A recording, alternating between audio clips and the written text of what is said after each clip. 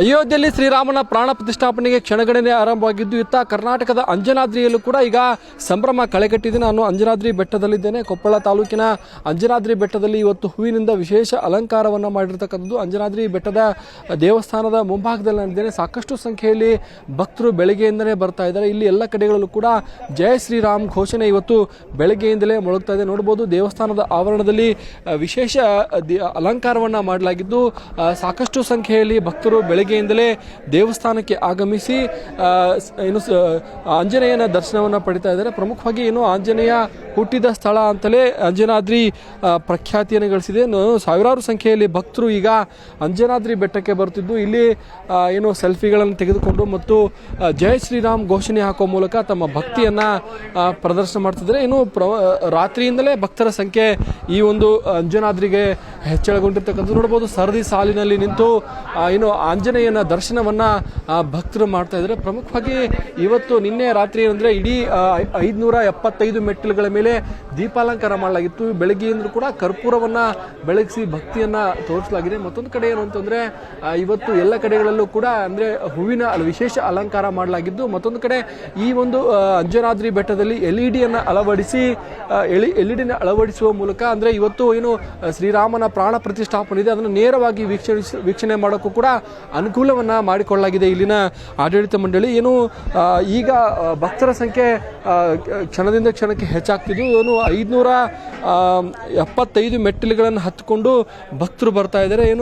ಜಯ ಶ್ರೀರಾಮ್ ಘೋಷಣೆಯನ್ನು ಹಾಕಿಕೊಂಡು ಈ ಒಂದು ಅಂಜನಾದ್ರಿ ಬೆಟ್ಟಕ್ಕೆ ಸಾಕಷ್ಟು ಸಂಖ್ಯೆಯಲ್ಲಿ ಭಕ್ತರು ಸದ್ಯ ಆಗಮಿಸಿರ್ತಕ್ಕಂಥದ್ದು. ವಿಶೇಷ ಹೂವಿನ ಅಲಂಕಾರ ಮಾಡಲಾಗಿದ್ದು ಇದನ್ನು ನೋಡಿ ಮತ್ತು ಇಲ್ಲಿ ಪೂಜೆ ಪ್ರಾರ್ಥನೆಗಳು ಕೂಡ ಬೆಳಗ್ಗೆಯಿಂದಲೇ ನಡೀತಾ ಇವೆ. ಇವತ್ತು ಅಯೋಧ್ಯೆಗೆ ಸಾಕಷ್ಟು ಸಂಖ್ಯೆಯಲ್ಲಿ ಭಕ್ತರು ಹೋಗಿದ್ರು. ಜೊತೆಗೆ ಹನುಮಾನ್ ಭಕ್ತರು ಕೂಡ ಇವತ್ತು ಈ ಒಂದು ಅಂಜನಾದ್ರಿಗೆ ಭೇಟಿ ಕೊಟ್ಟಿದ್ದಾರೆ. ಅಂಜನಾದ್ರಿಯಲ್ಲಿ ಉತ್ತರ ಭಾರತ ಸೇರಿದಂತೆ ಸಾಕಷ್ಟು ಸಂಖ್ಯೆಯಲ್ಲಿ ಭಕ್ತರು ಆಗಮಿಸಿರ್ತಕ್ಕಂಥದ್ದು.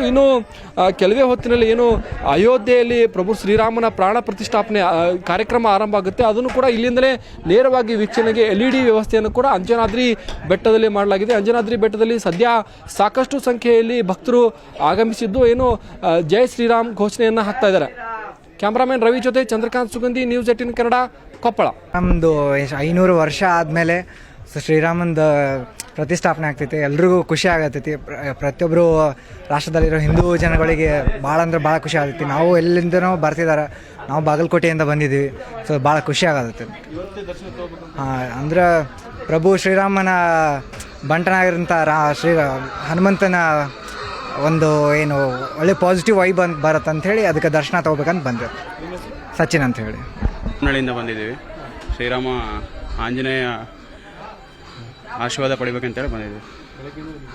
ಬೆಳಗ್ಗೆಯಿಂದ ಬಂದಿದ್ದೀವಿ. नवीन कुमार, झारखंड जमशेदपुर का रहने वाला हूँ. मैं यहाँ आया हूँ. मैं अंजनाद्री हिल्स आया हनुमान जी के दर्शन, और आज का पावन दिन है 22 जनवरी, जैसे कि आप सभी जानते हैं. अयोध्या में आज राम मंदिर का इनॉग्रेशन होने वाला है, मोदी जी करने वाले. उसी के उपलक्ष्य में मैं यहाँ राम जी के दर्शन करने आया हूँ, हनुमान जी का पूजा करने आया हूँ.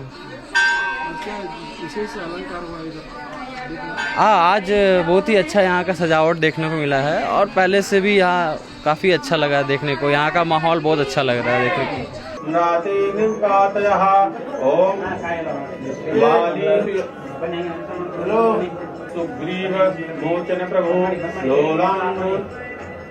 पातेन ममा रातीन निपातयः शीतः विरह वर्ष मग्नं शिते शतारकः लोलाङ्गूलपातेन मम रातीन निकोलाङ्गूलपातेन नादि रूपातनः लोलाङ्गूलपातेन मम रातीन निपातयः जगत्मानो उलब्ध्यं परावार विलङ्घनः लोलाङ्गूलपातेन निपातयः प्रियोग्रात भरतार्धे तनाक्षणं मोह महाके महा